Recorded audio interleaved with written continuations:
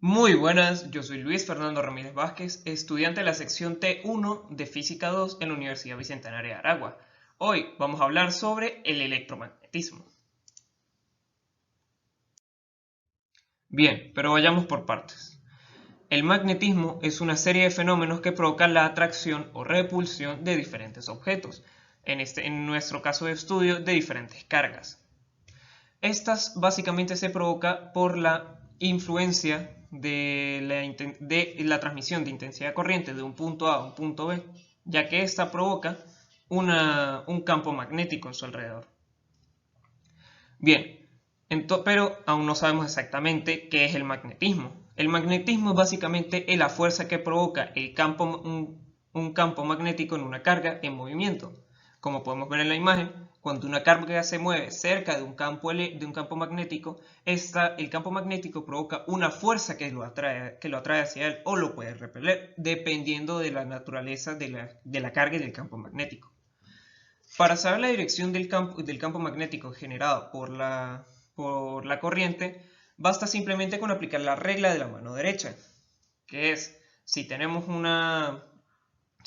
conductor con una intensidad de corriente en esta dirección, basta con colocar el pulgar en la dirección de la intensidad de corriente y saber hacia dónde se mueve el resto de dedos. En este caso se mueven en este sentido, como lo puede apreciar usted. Le invito en su casa a hacer el mismo ejemplo para que lo comprenda mejor.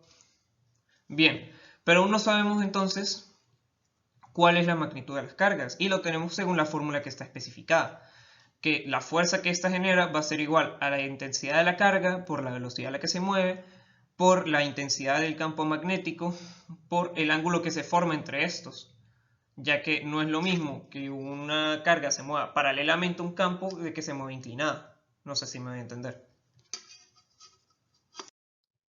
Bien, pero ahora planteemos un caso diferente. ¿Qué pasaría si tenemos una corriente eléctrica que en vez de ella generar un campo magnético, que lo genera, es afectada por otro campo magnético diferente? Bien, pues lo que sucedería se conoce como el efecto Hall, ya que ¿qué sucede? Como sabemos, cuando una carga es afectada por un campo magnético, dependiendo de sus características, va a ser atraído o repelido a dicho campo magnético. En este caso pasa algo igual. Cuando tenemos una intensidad de corriente y un campo magnético afectado, las cargas se van a ordenar a los extremos del material conductor, específicamente el campo negativo hacia un lado perdón, los electrones hacia un lado y los protones hacia otro, generando así un diferencial de corriente dentro de la zona afectada. Esto se conoce como el voltaje de Hall o la diferencial de corriente de Hall, que esta es igual a la intensidad de corriente por la magnitud del campo magnético entre la densidad de portadores de electrones por metro cúbico, que esto es la densidad de electrones que pasa a través del cable, por la magnitud promedio de las cargas, por la distancia de ancho que se está evaluando. Bien, bien. Ahora pasemos a hablar sobre las diferentes leyes que rigen a los campos magnéticos y cómo estos influencian, dependiendo de situaciones, a otros materiales o a otras cargas en específico. De hecho, en primeras tenemos la ley de Biot-Savart, que esta es la ley que por fin establece que la intensidad de corriente tiene alguna relación con la creación de campos magnéticos. Esta ley, en síntesis, establece que una intensidad de corriente genera un campo magnético y este va a afectar a un punto P de diferentes formas.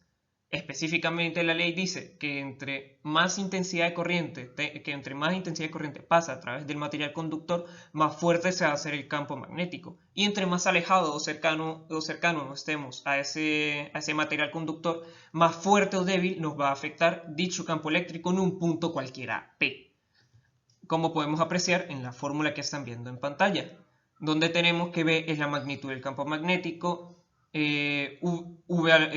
inicial es la permeabilidad magnética del campo vacío, dl es un vector de dirección de la intensidad de corriente. Recordemos, la mano derecha no es lo mismo que vaya hacia la izquierda hacia la derecha o arriba o hacia abajo, ya que va a cambiar de dirección.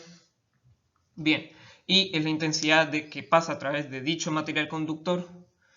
UR va a ser, el vector de sección que conecta la sección del cable con un punto P cualquiera, y R va a ser esa distancia que une tanto la sección de cable que estamos evaluando como el punto P que estamos mencionando.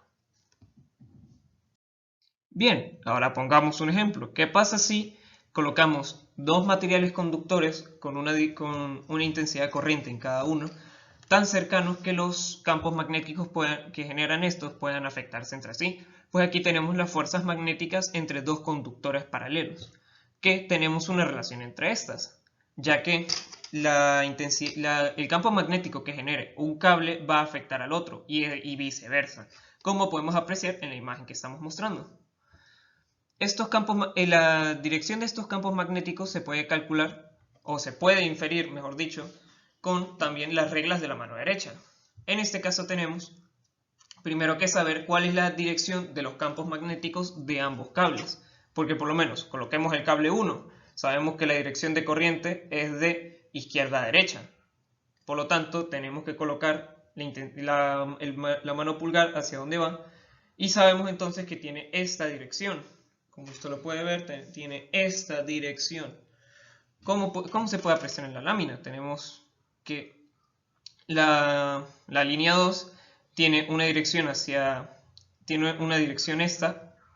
dependiendo del campo magnético. Y con la línea 1 va a ser lo mismo. También tiene la misma dirección que el campo magnético 2, por lo tanto va a afectar en sentido contrario al cable 2. O sea, el campo magnético 1 va a afectar en sentido contrario al cable magnético 2, que lo haría el campo magnético 2 al cable 1. Entonces, ya tenemos, por lo menos, sigamos con el ejemplo de la imagen, ya tenemos la dirección del campo magnético 2 con respecto al material 1. Entonces, con la regla de la mano derecha podemos identificar cuál es la dirección de este. Entonces, primero que todo tenemos que colocar la intensidad de corriente. Bien, sabemos que es hacia allá, o bueno, en sub. Ahora, tenemos entonces la dirección del campo magnético, que es al revés, es así. Y por lo tanto tenemos el resultado, o sea, es una línea que establece que si tenemos un vector de intensidad con un vector de campo magnético nos va a dar un tercer resultado.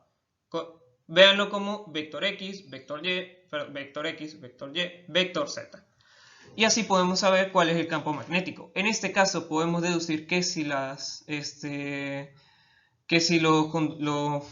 conductores son paralelos y tienen la misma dirección y sentido, y sus intensidades tienen la misma dirección y sentido, ambos campos magnéticos se van a atraer. Por lo menos la fuerza 1 va hacia el cable 2, y del mismo modo la fuerza 2 va a ir hacia el cable 1. Esto puede variar según la posición de los cables, y le invito a usted, espectador, que diga en los comentarios cuál sería el caso si la intensidad 1 tendría la misma dirección pero diferente sentido, o sea, que fuera hacia el otro lado.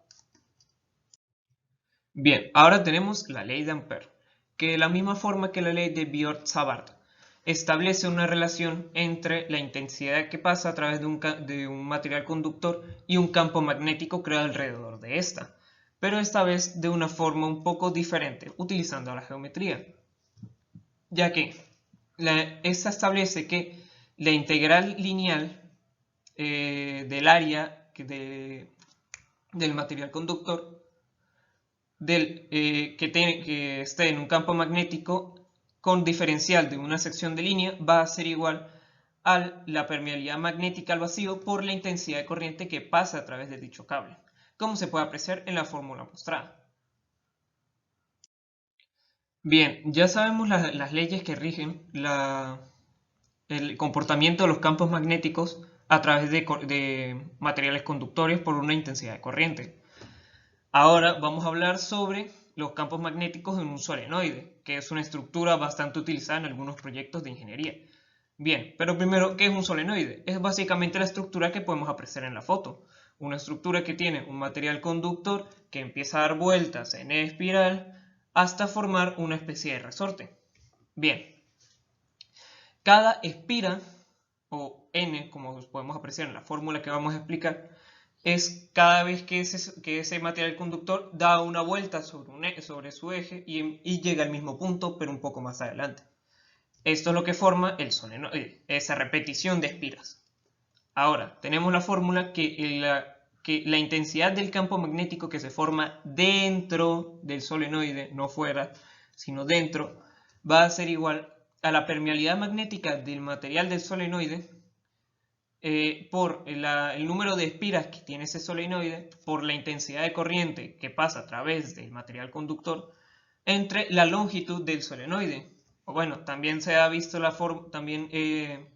se puede describir la fórmula como reduciendo la cantidad de espiras entre la longitud del solenoide, dando espiras por longitud. Bueno, espiras entre longitud, mejor dicho.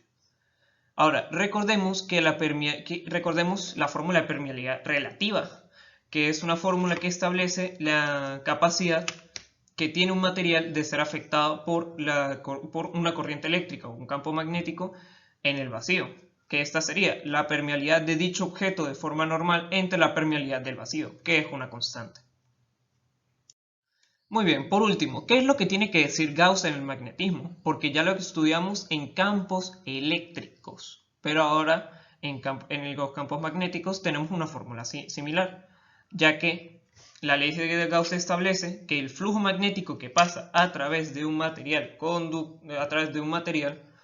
va a ser igual a la intensidad del campo magnético que está afectando por el área que está cruzando, por el ángulo que se forma entre dicho material afectado y un vector de movilidad del campo magnético. No es lo mismo que un campo magnético que está en esta posición afecte a este material que a este material ya que, como pudieron apreciar en diferentes ángulos, o como se va a poder apreciar mediante la fórmula, en diferentes ángulos, el material va a afectar con una mayor o con intensidad nula al objeto, ya que recordemos que seno de 90 grados, como se puede apreciar en la imagen, va a dar 1 y por lo tanto va a afectar completamente. Un seno menor va a dar una fuerza menor y un seno de 0 grados o seno de 180 grados va a ser igual a 0, por lo tanto va a dar un flujo magnético nulo. Entonces hay que estar muy pendiente con esa parte. Bien, como conclusión de este video tenemos entonces que la intensidad de corriente o la electricidad genera un campo magnético alrededor del material conductor en la que transita. Esta puede afectar tanto a cargas puntuales como a otros campos magnéticos y en consecuencia a otros materiales conductores que se encuentren cerca de dicho campo magnético, llegando a generar mayor voltaje en los materiales conductores que estén cerca entre sí. Gracias a esto y a las leyes que hemos aprendido a manipular los campos magnéticos, se pueden generar herramientas como los electroimanes o los solenoides, que pueden influenciar y ayudarnos a la creación de diferentes aparatos y dispositivos en la ingeniería y que pueden sernos útiles tanto en la vida profesional como en la vida cotidiana. Bien, eso ha sido todo. Yo soy Luis Fernando Ramírez Vázquez, estudiante de la sección T1 de Física 2 de la Universidad Bicentenario de Aragua. Les deseo excelente semana, excelente día y excelente año. ¡Hasta pronto!